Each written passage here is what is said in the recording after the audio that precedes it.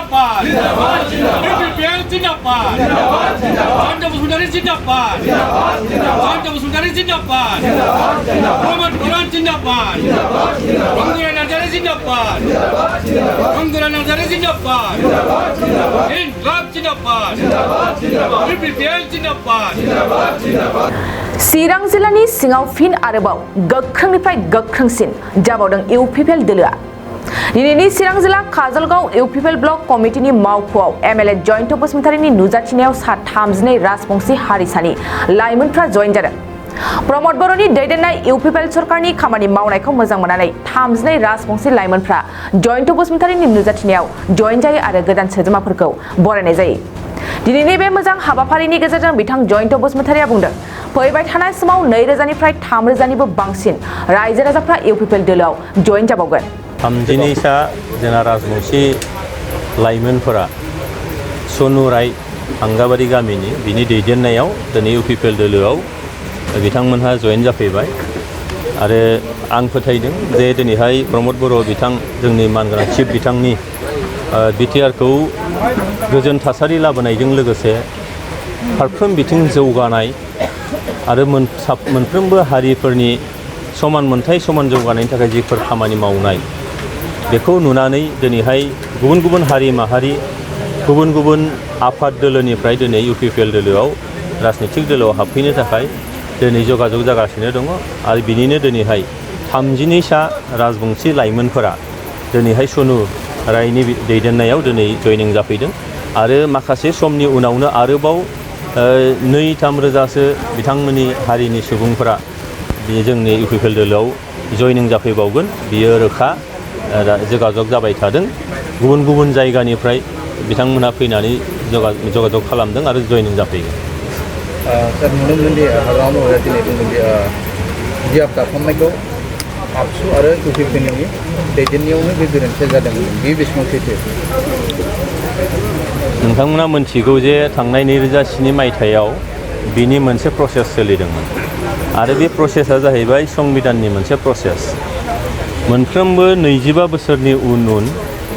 बियाबफोरखौ दाफामनाय जायो समस्तिफोरखौ दाफामनाय जायो रिकनस्टिटिउट खालामनाय जायो डिलिमिटेसन खालामनाय जायो आरो बे संबिजिरनि दहाय लानानैनो दिनैहाय थांनाय 2007 मायथाइयाव जानांगौखौ एसे फावसैनानै दिनै 2023 मायथाइयाव बेखौ खालामनाय जादों। दा बेयाव संबिधाननि बाथ्रा संबिधाना गोहो होदों इलेक्शन कमिशनखौ इलेक्शन कमिशना जाहैबाय इन्डिपेन्डेन्ट मोनसे स्वतन्त्र मोनसे आफाद बियो बेयाव सोरहाबा आखाइ होनाय सोरनिबा माने बेखौ दैदेननो नागिरनाय बे मालाबाबो जाया बिथांमोना संबिजिरनि बायदियैनो जेफोर खान्थिफोर दङ बे खान्थि बायदिनो खालामदों। दिनै हाग्रामा महिलारि बिथाङा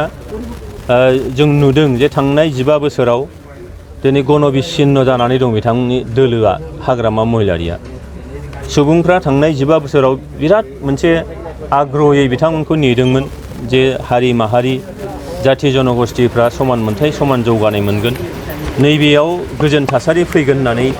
नेदोंमोन नाथाय बिथांमोना बहा गोजोन थासारि लाबोनो हारिजों हारि दाङाबाजि खालामनाय बर'नि राजनिथि लानानै फैबाय जेराव गोबां मानसिनि जिउ खहा जाबाय जेराव हारिजों हारि फोथायलायनो हायै जाबाय दा बेबायदियाव मा जाबाय बिथांमोना थांनाय बे 15 बोसोरनि उनाव गणबिच्छिन्न जाबाय सुबुंफोरनिफ्राय जायखारनानै थांनांबाय। दिनै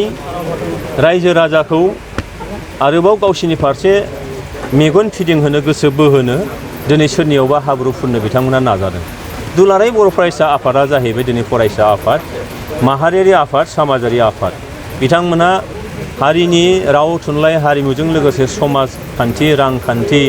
जौगानायनि थाखाय हाबा मावो मालाबा राजखान्थियाव रायजो राजाफ्रा जेरा थगायजायो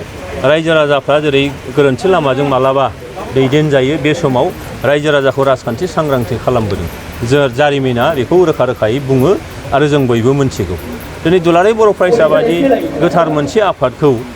राजखान्थिनि मोनसे हाब्रु फुननो नाजानाया बे जोबोद मोनसे निन्दा खालामथाव एकदम निन्दा खालामथारनांगोन जोङो आरो हाग्रामा महिलारि बिथांखौ आङो धिक्कार होयो निन्दा खालामो जे दुलाराय बर' फरायसा आफादखौ माबा मोनसे दाय होनायनिफ्राय बिथाङा गोजानाव थाथों मानोना जारिमिना बर'फोरनि जारिमिनाव बेखौ जों नुबोदों जायनो दुलाराय बर' फरायसा आफादनि हेंथायै गसंथाबोदों बिथांमोना समाजनिफ्राय दोरोदलांनांदों समाजनि मेगननि नोजोरनिफ्राय आनग्लेड जालांनांदों बेखायनो बे जिनिसखौ थांनाय 15 बोसोरावबो बुजियाखै दिनैबो बुजियाखै ओंखायनो दिनैहाय समष्टि दाफामनायाव दिनै इउपिपिएल दोलोनि बाथ्राखौ बिथांमोना दाय होनो नागिरदों बे जाहैबाय संबिधाननि मोनसे प्रक्रिया आरो बे प्रक्रियाखौ बाद होनानै जाया बिथाङा दिनै राजनिति खालामदोंब्ला संबिधानखौ मोनथिगौबा संबिधाननि बादगा खोथाखौ मानो बुंबाय थादों ओंखायनो आङो रायजो राजाखौ खावलायदों जे दिनै हाग्रामा महिलारि बायदि बिपिएफ दोलो जायफ्रानाखि समाजनिफ्राय रायजो राजानिफ्राय जाय खारलांबाय बे समाव गोजानाव गणबिच्छिन्न जाबाय बेबायदि दोलो बेबायदि दैदेनगिरिफोरखौ खोथाखौ जों मालाबाबो खोनासंनायनि बाथ्रा गैया बिथांमोनखौ जोङो नेवसिनांगौ बिथांमोननिफ्राय जोङो जायखारनानै फैनांगौ आरो दिनै प्रमद बर'नि दैदेननायाव बेयाव सुपार 50 जादों दिनैहाय माने इन्जिनियारिंआव सुपार 50 जादों दिनै UPSCआव सुपार 50 खालामदों दिनै मेडिकेल लाइनाव दा बेबायदि हाबाफारिखौ दिनै हाग्रामा महिलारिया माला लाफेरामोन दिनै प्रमद बर'नि दैदेननायाव बिटिआर सरकारा मोनसे आसनि लादों दिनैहाय गियान सोरां बिथांखि अनसाय बिथांखि रग निर्मुल आलारि सोरां बिथांखि जायजों जोङो फरायसाफोरनो फिसा फालांगि खालामनायफोरनो जायफ्रा बेमार आजार जाजादों बिथांमोननो आरो जायफ्रा दिनैहाय जाय माने जोंनि मठ मन्दिरफोर जेराव दङ गिर्जा दङ जोंहा मस्जिद दङ बायदि धोरोमारि थानसालिफोर दङ बेखौ लुखांनायनि थाखाय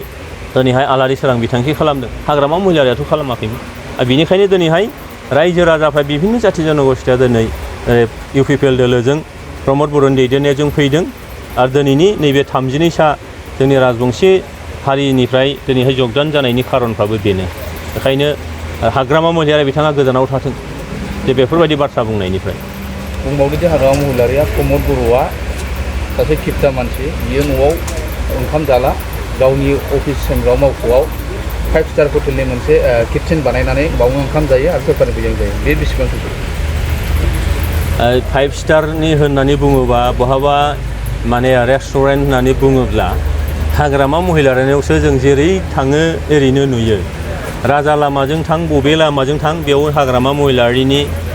माबा नङा माबा दङ चन्दन ब्रह्मनि दङ खाम्फा बरगयारि देरहासार बसुमतारिनि माबा नङा माबा दङ गुवाहाटियाव थांबावबो हाग्रामा महिलारिनि दङ क'क्राझाराव नोङो थाइ आसि एरनो गैयै जायगाफोर दिनै हाग्रामा महिलारिया बहाबा रेस्टुरेन्ट बहाबा नोङो हटेल खुलिनानै लादों गौरां हटेलफ्रालाय मानिसो बियो दा बेफोरनोथ' ना दा जाय मानसिया जेजों लोब्बा थाबाय थायो बे मानसिया गुबुनखौबो बिदिनो सानफ्राङो सिखावा सिखाव सानफ्राङो सादुआ सादु सानफ्राङो बयखौबो दिनै गावहा हिसाब गैयै हाजोसे समान धोन सम्पति खामायनानै लाबाय गुबुनखौबो बिथाङा बिदिनो सानफ्राङो हाग्रामा महिलारिमोन बायदियासो दिनैहाय बहाबा थाङोबा स्टार हटेलाव थाहैयोनो बहाबा थाङोबा बेबायदि नङाबानो थानो हायानो दा माला हाग्रामा महिलारिखौ नुफेरदों जे लामानि बहाबा लामा दथ'खानि साहा दखानाव साहा लोंनाय सोरबा खोन्थाफिननो रोंदोंना हाग्रामा महिलारिखौ सोरखौबा खोन्थाफिननो रोंदोंना जोंनि प्रमद बर' बिथाङा दाबो लामानि बहाबा गलायाव साहा लोङो माला नुफेरदों हाग्रामा महिलारिखौ बेखायनो बे बाथ्राया जाहैबाय जे दिनैहाय जाया गारा नङा गारा दिनै दाय फुननो नाजानाय हाग्रामा महिलारि नों माने दिनैहाय बिटिआर सरकारा प्रमद बर' दैदेननाय सरकारा समायखिरा लाजेननायनिफ्राय दिनै बोसोरथाम जानो थांगासिनो दं समायखिरा लानाय टाइमावल' हाग्रामा महिलारिया एसेम्ब्लियाव बिथाङा नुजाहैदों सेक्रेटारियेट बिथाङा गाहैदों बिनि उननिफ्राय थांनाय बे फ्राय बोसोरथामसोआ बियो माने एसेम्ब्लियाव गाहैयाखै बेयाव नों सेक्रेटारियेटआव थाङाखै बोरै बुंनो हादों बियो थांनानै नायबानो जाबाय हाग्रामा महिलारिनि सासन खालाव मा जादोंमोन सेक्रेटारियेट थांथावै रोखोम जादोंमोन मैला मैथा सेक्रेटारियेटनि कम्पाउन्डखौ नोङो फोसाबाखैमोन बेयाव हाबनाय एन्ट्रेन्स गेटआ माबायदिमोन थांनाय 15 बोसोरनि आरो नैबे 2.5 बोसोर बा 3 बोसोरनि गेजेराव मा मोनसे सोलायनाय फैखो दा बेयाव दिनै रायजो राजाफ्रा बिटिआरनि सेक्रेटारियेटजों खाथि सोमोन्दोआव थाफैदों सिगाङाव सोरमोन जायफ्रा थिखा खालामोमोन हयथ' जायफ्रा थाखा फैसाजों लेनदेन खालामो बिथांमोनासो सौहैयोमोन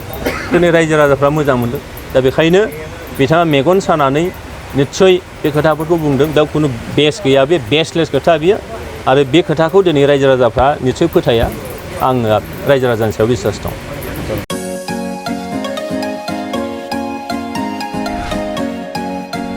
BA BSc हाबनो गोनां फरायसाफोरनि थाखाय गोनां फोसावथाय गसाइगाव जारागुरि गोविन्द बसुमतारी फरायसालिमायाव BA BSc डिग्रीनि मुं थिसननाया सोलिगासिनो गिबिसिन मुं थिसनहैनाय सा 150 सिम फरायसाफोरा बेसेन नाङाजासे मुं थिसननो हागोन 150 निफ्राय 200 सानि गेजेराव 75 जौखोन्दो रेहाय 201 निफ्राय 250 सिम 50 जौखोन्दो रेहाय आरो 250 निफ्राय 600 नि गेजेराव मुं थिसननायनि रांखौ 25 जौखोन्दो रेहाय होनाय जागोन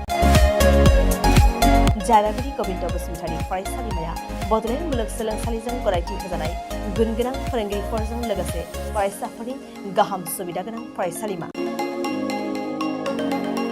बड' इंराजि एसामिस political science history economics education philosophy sociology geography आरो मेथ्स आयदाफोरखौ लानानै फरायसाफोरा बे फरायसालिमायाव फरायनो हागोन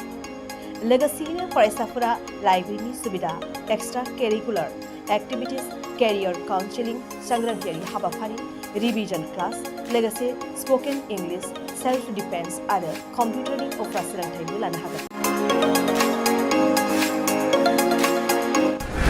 गोनो गोथो मोनदोंब्ला दानो 9706680878 70022271929 आरो 7002131754 जानबुं अनजिमायाव जगाजग खालाम कलेज वेबसाइट